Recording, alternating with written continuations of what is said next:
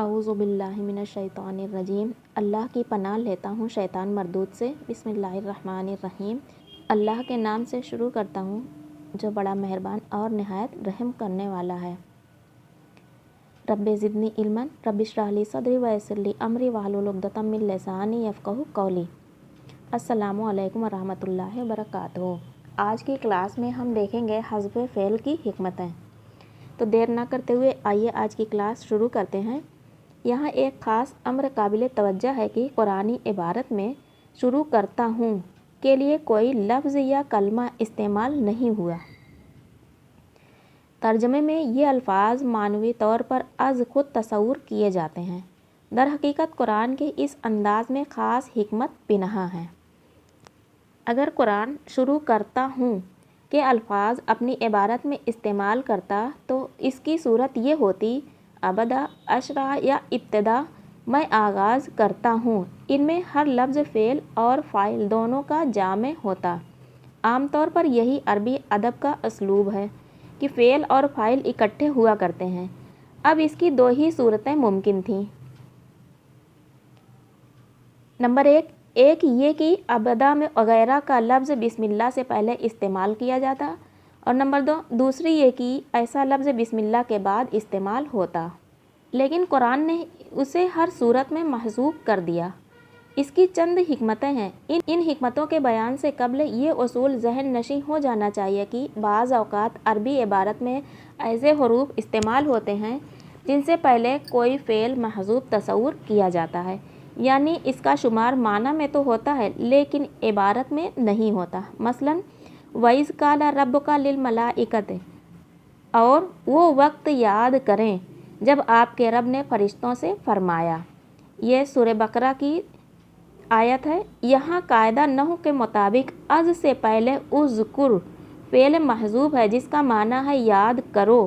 اسی طرح حرف با جس سے تسمیہ کا آغاز ہو رہا ہے، جیسے ہم پڑھتے ہیں بسم اللہ، تو اس میں جو با ہے اس سے جو تسمیہ کا آغاز ہو رہا ہے اس سے پہلے بھی ایک فعل محذوف ہے۔ اس فعل کو محذوف رکھنے کی حکمتیں درج ذیل ہیں۔ پہلی حکمت، اظہار مدعا کا براہ راست اللہ کے ذکر سے آغاز۔ اگر ابدا یا اس جیسا کوئی لفظ بسم اللہ سے پہلے وارد ہوتا تو یہ امر واضح تھا کہ اس کا فاعل وہ شخص خود ہی ہوتا جو قرآن کی تلاوت یا کسی دوسرے کام کا آغاز کر رہا تھا۔ ابدا کا فاعل اللہ تعالیٰ کسی لحاظ سے بھی نہیں ہو سکتا تھا۔ باری تعالیٰ چونکہ تعلیم یہ دینا چاہتے تھے کہ قرآن کی تلاوت ہو یا کوئی اور جائز کام، اس کا آغاز اللہ کے نام سے ہی ہونا چاہیے۔ اس مخصوص ادب معاشرت کی تعلیم کلمات تسمیہ کے ذریعے دی جا رہی تھی، اس لیے ہرگز مناسب نہ تھے کہ خود انہی کلمات کا آغاز اللہ کے نام کے علاوہ کسی دوسرے کے ذکر سے ہوتا۔ چنانچہ اس مخصوص ادب اور ضابطۂ عمل کی تعلیم بھی اسی انداز سے دی گئی کہ اظہار مدعا کا آغاز بھی براہ راست اللہ ہی کے ذکر سے ہو، کسی اور کے ذکر سے نہیں، کیونکہ اسی طرح کمال برکت کا حصول ممکن ہے۔ دوسری حکمت، افضل، خالق کے ذکر کی مفضول مخلوق پر تقدیم۔ صیغہ متکلم واحد کا استعمال ہوتا یا جمع کا، دونوں صورتوں میں قائل اپنا اور اپنے فعل کا ذکر اسم باری تعالیٰ پر مقدم کرتا۔ یہ امر ادب و احترام کی اعلیٰ منزلوں کے منافی تھا۔ یہ لحاظ عام گفتگو میں بھی رکھا جاتا ہے کہ اگر قائل کسی کام کے ضمن میں اپنے علاوہ دوسرے افراد کا ذکر بھی مشترکہ طور پر کرنا چاہتا ہو تو پہلے دوسروں کا نام لیا جاتا ہے اور آخر میں متکلم اپنا نام لیتا ہے، کیونکہ یہ آداب تہذیب کلام کا حصہ ہے۔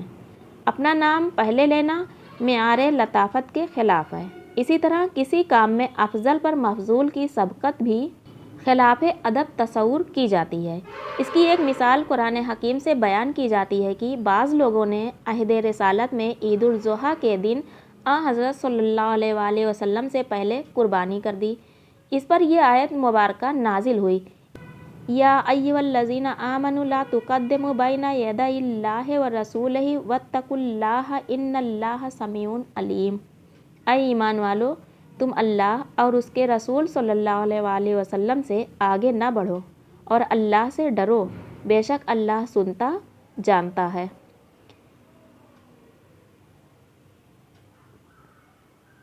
اللہ تعالیٰ نے باوجود اس کے کہ ان کا عمل حکم الہی کی اطاعت پر مشتمل تھا اور وہ خون بھی محض رضا الہی کی خاطر بہایا گیا تھا جو کہ خاصتاً عبادت تھا، لیکن ان سے خطا صرف یہ سرزد ہوئی کہ وہ عمل میں وقتی طور پر نبی اکرم صلی اللہ علیہ وسلم پر تقدم کر بیٹھے تھے۔ یہ بات اللہ تعالیٰ کو رسالت مآب صلی اللہ علیہ وسلم کی تعظیم و ادب کے منافی معلوم ہوئی، لہٰذا انہیں قربانیاں پھر سے کرنے کا حکم صادر کیا گیا اور آئندہ کے لیے حکماً اس اقدام کے امکان کو بھی ختم کر دیا گیا۔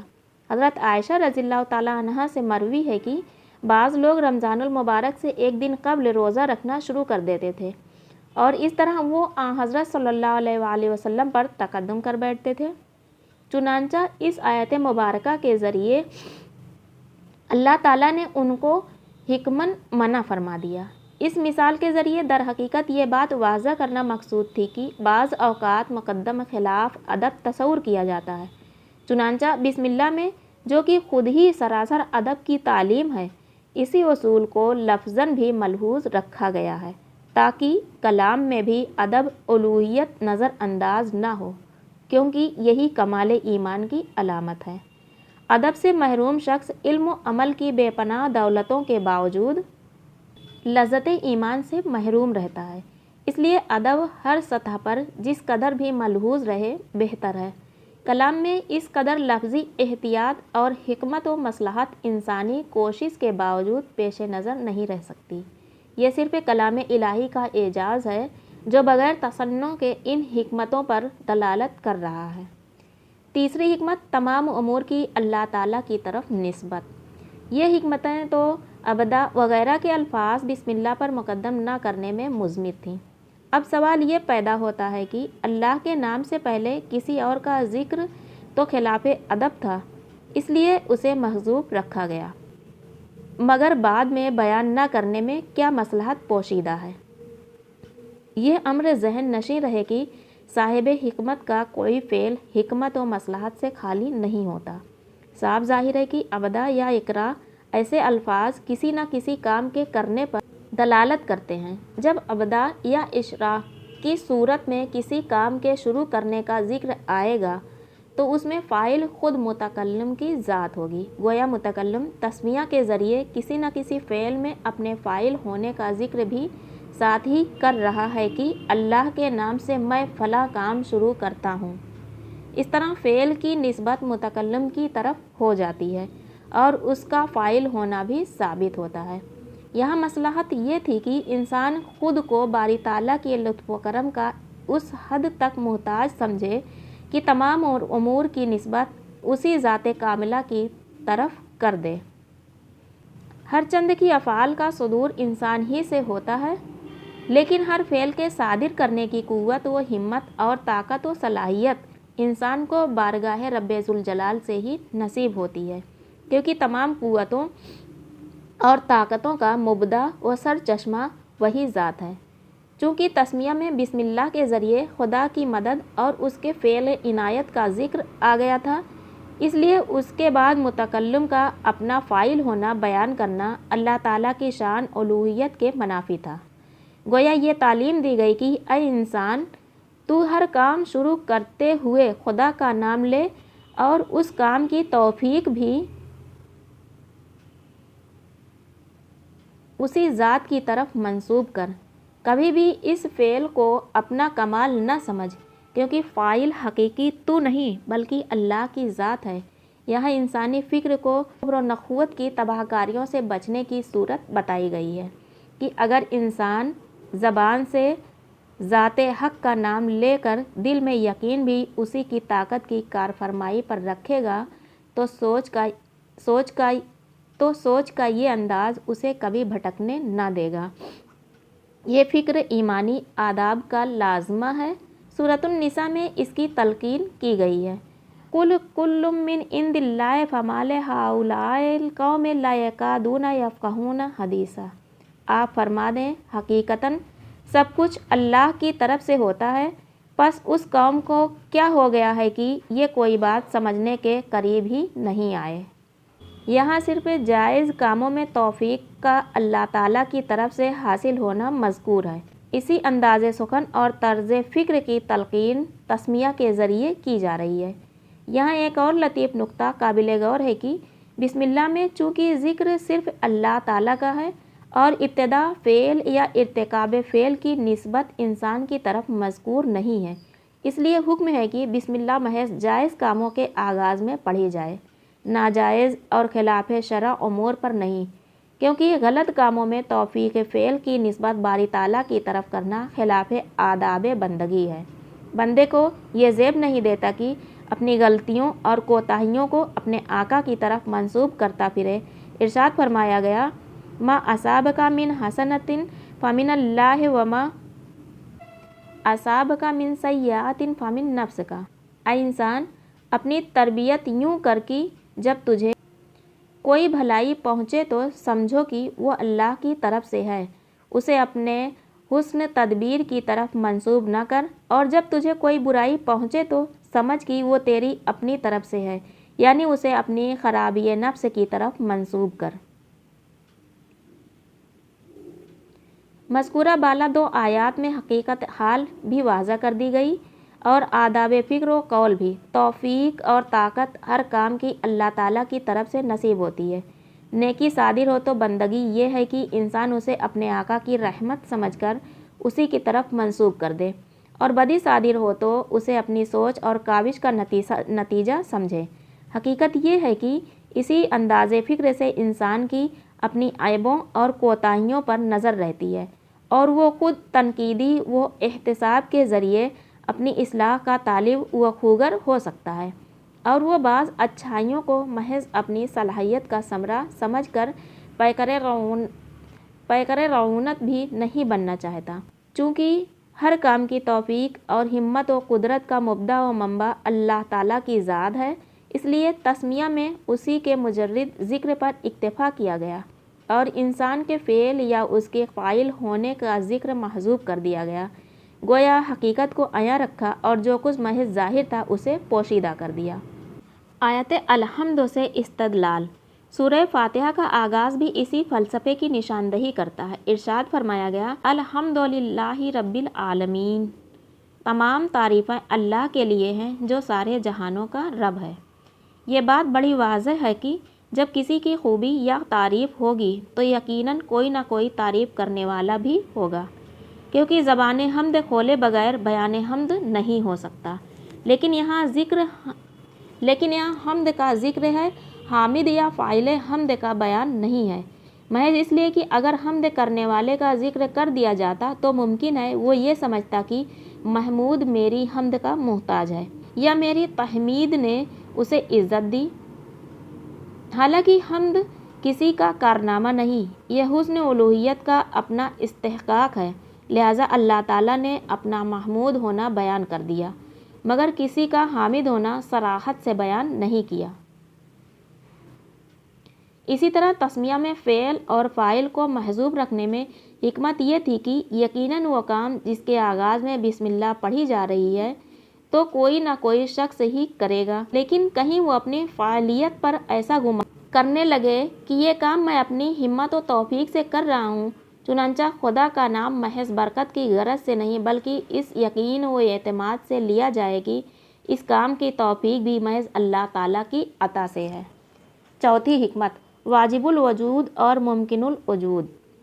اولاً یا آخراً کسی صورت میں بھی خدا کے ما سوا کے ذکر کا تسمیہ میں نہ ہونا اس بات پر دلالت کرتا ہے کہ واجب الوجود صرف اسی کی ذات ہے اور اسی کے علاوہ جو کچھ ہے وہ ممکن ہے، اور اس کے علاوہ جو کچھ ہے وہ ممکن ہے، اور اس وجہ سے خالق و معدوم۔ تسمیہ چونکہ تمام معارف قرآنی کا خلاصہ ہے، اس لیے اس کا انداز بیان بھی دین حق کے جملہ مقاصد و مطالب کا خلاصہ ہے۔ بسم اللہ الرحمن الرحیم کا آغاز و انجام صرف خدا ہی کی ذات و صفات کے ذکر پر مبنی ہے، اس کے علاوہ اس میں نہ کسی فعل کا بیان ہے نہ کسی فاعل کا۔ گویا یہ الفاظ خدا کی وحدانیت کو اس طرح اجاگر کر رہے ہیں کہ اس کائنات میں اس کے بغیر نہ تو کسی فعل کا صدور ممکن ہے اور نہ کسی فاعل کا وجود، بلکہ دوام حقیقی و ثبات ابدی اگر کسی کو حاصل ہے تو وہ صرف خلاق عالم ہی کی ذات ہے۔ وہی اول ہے اور وہی آخر بھی ہوگا، اس لیے نہ اس سے پہلے کسی فعل کا ذکر ممکن ہے اور نہ اس کے بعد۔ ارشاد ربانی ہے، هو الاول والآخر والظاہر والباطن وهو بكل شيء علیم۔ وہی سب سے پہلے ہے اور وہی سب سے بعد بھی ہے، اور وہی عیاں ہے اور وہی پنہاں، اور وہ ہر شے کو جاننے والا ہے۔ للہ الامر من قبل ومن بعد۔ حکم اللہ ہی کا ہے، پہلے بھی اور بعد میں بھی۔ لا الہ الا هو کل شیء ہالک الا وجہہ۔ اس کے سوا کوئی خدا یعنی واجب الوجود نہیں، ہر چیز فانی ہے سوائے اس کی ذات کے۔ چنانچہ تسمیہ کے کلمات میں خدا کے سوا ہر قسم کے فعل اور فاعل کے ذکر کو محذوف و معدوم ہونا انسان کو پوری کائنات اور اس کے نظام کی بے ثباتی کی یاد دلاتا ہے۔ یہ کلام پکار پکار کر دنیا کی بے حقیقت رنگینیوں میں محو و مستغرق انسانوں کو حقیقت ابدی کی طرف متوجہ کر رہا ہے، تاکہ لوگ خواب غفلت سے بیدار ہو کر بے کم و کاست اسی احکم الحاکمین کی قدرتوں اور قوتوں پر کامل ایمان لے آئیں اور اس سراب حیات کو ہی آخری منزل نہ سمجھ لیں۔ تسمیہ سے چونکہ قرآن کا آغاز ہو رہا ہے، اس موقع پر جامع و مانع انداز سے خدا کی ہستی اور اس کی صفات کا ذکر اور اس کے ماسوا کا محض و اضمار انسان کو یہ تعلیم دیتا ہے کہ وہ دل و دماغ سے غیر کا خیال نکال دے اور ہر لمحہ ذات حق پر نظر رکھے۔ یہ معراج ابدیت ہے اور قرآن کا پہلا سبق بھی یہی ہے، جیسا کہ ارشاد ایزدی ہے، وَلِلَّهِ الْمَشْرِقُ وَالْمَغْرِبُ فَأَيْنَمَا تُوَلُّوا فَثَمَّ وَجْهُ لِلَّهِ۔ اور مشرق و مغرب سب اللہ ہی کا ہے، پس تم جدھر بھی رخ کرو ادھر ہی اللہ کی توجہ ہے، یعنی ہر سمت ہی اللہ کی ذات جلوہ گر ہے۔ مزید برآں وہ ایسا موجود حقیقی ہے کہ ہر وجود کا مبدا بھی وہی ہے اور مرجع بھی، بلکہ دوسرے لفظوں میں ہر وجود کائنات کا جواز بھی اسی کے وجود سے ہے اور حقیقت ہے، اور اسی کے ماں سوا ہر شے مجاز ہے۔ اس لیے تسمیہ میں حقیقت کا ذکر کیا گیا ہے اور مجاز کو ترک کر دیا گیا ہے۔ آج کی کلاس ہم یہیں ختم کرتے ہیں۔ انشاءاللہ تعالی کل پھر ایک نئی کلاس لے کر حاضر ہوں گے۔ اللہ جل شانہ ہم سب پر اپنے رحمت کی خاص نظر فرمائے، آمین ثم آمین۔ السلام علیکم ورحمۃ اللہ وبرکاتہ۔